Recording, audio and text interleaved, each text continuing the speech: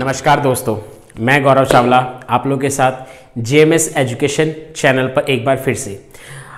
आप लोगों ने कभी ये सोचा है कि जो हम लोग टीवी पे डायरेक्टली लाइव मैचेस देख रहे हैं जो ऑस्ट्रेलिया में कंडक्ट हो रहे हैं, किसी और कंट्री में कंडक्ट हो रहे हैं, रेडियो पर गाने सुन रहे हैं, 3-3, 4-4, एक हफ्ता पहले ये पता लगा पा रहे हैं कि किस एरिया में कितनी बारिश होगी या क्या होगा, ये सब कैसे संभव हो पा रहा है? तो इसका सीधा सा आंसर आप लोग को पता है पहले से ही कि ये जो सब कुछ है ये सैटेलाइट के माध्यम से संभव हो पा रहा है कि सैटेलाइट एक दूसरे को कनेक्ट करती है, एक दूसरे रेंज को कनेक्ट करती है, एक दूसरे पॉइंट को कनेक्ट करती है, जिससे कि हम लोग ऑस्ट्रेलिया में या कहीं और जो भी कोई मैच या कोई इवेंट घट रहा है उसको इंडिया में बैठ के देख पाते हैं। तो भारत में जो सैटेलाइट का कंसेप्ट है ये कौन हैंडल करता है, ये हमारे को जानना पड़ेगा। जो स्पेस है इसको लेकर रिसर्च जो होती है वो कौन हैंडल करता है, ये हमें जानना पड़ेगा। तो आप लोग समझ चुके हैं कि मैं किस विषय में बात करने वाला हूं। हाँ जी, जो विषय है आज का, जो टॉपिक है आज का, वो है इसरो, यानी कि इंडियन स्पेस रिसर्च ऑर्गेनाइजेशन। तो इसरो, तो जो इसरो है इसको लेकर कहानी कब शुरू हुई थी पहली बार, उसको जरा समझने की कोशिश करते हैं। 1962 में जब भारत और चाइना की वार हुई, जहां पर भारत को बड़ी बुरी तरीके से हारना पड़ा, जिस वॉर के अंदर भारत ने अपना बहुत बड़ा एक इलाका जो लद्दाख के पास है, जिसको हम लोग आज अक्साई चीन के नाम से जानते हैं, वो जंग में हम लोग हार गए। ऐसा क्यों हुआ?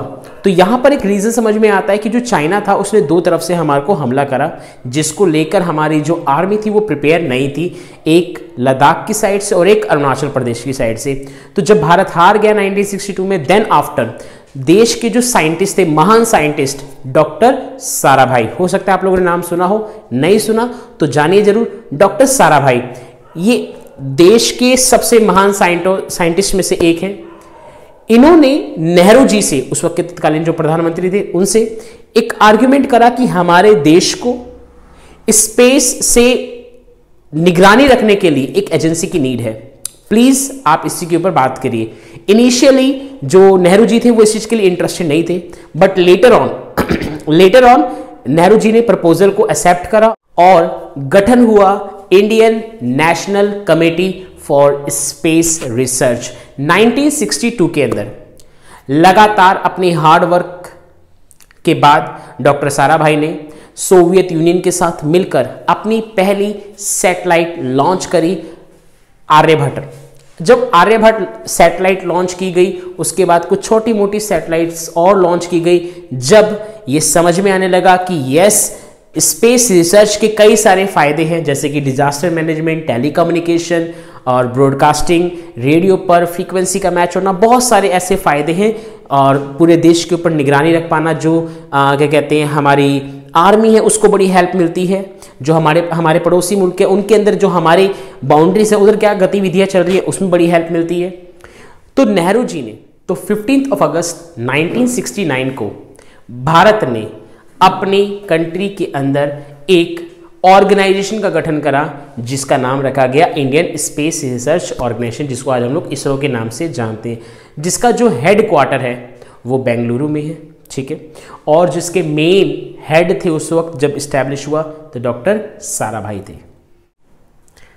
तो इसरो लगातार अपने हार्ड वर्किंग को करती रही और 1980s तक आते आते 1980 तक आते आते कई सारी जो सैटेलाइट्स और मिसाइल थी वो और लॉन्च की गई, जहां पर एपीजे अब्दुल कलाम का भी बहुत बड़ा योगदान था।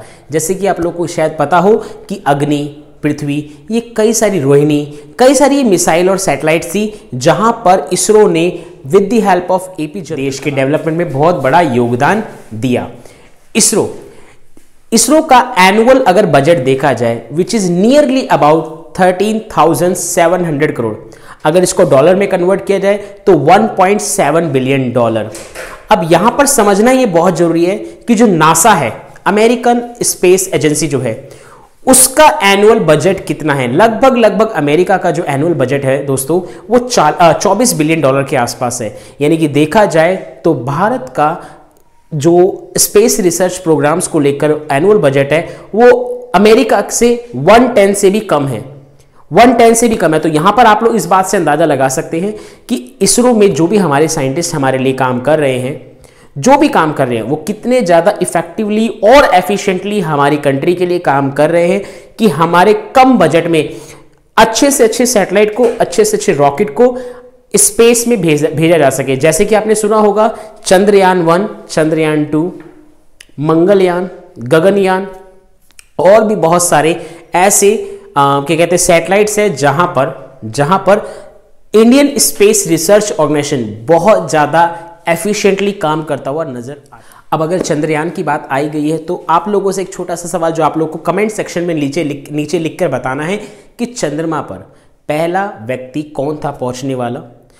उम्मीद करता हूं आप लोग को आंसर पता होगा। और साथ ही साथ एक चीज और आप लोगों ने करनी है और वो ये है कि जैसे ही उन्होंने अपने पहले कदम रखे थे चंद्रमा पर तो उन्होंने एक लाइन बड़ी डिस्क्राइब करी थी जो आज बहुत ज़्यादा इंपॉर्टेंट है। अगर आप में से किसी को वो लाइन पता है, नॉलेज है, तो प्लीज़ कमेंट सेक्शन में लिख के बताइए। और अगर आप लोगों को ये इन्फॉर्मेशन अच्छी लगी हो, समझ में आई हो, तो आप लोगों से हाथ जोड़कर विनती है कि इसको जरूर शेयर कीजिएगा अपने स्कूल ग्रुप में, अपने दोस्तों के साथ। Thank you so much. जय हिंद, जय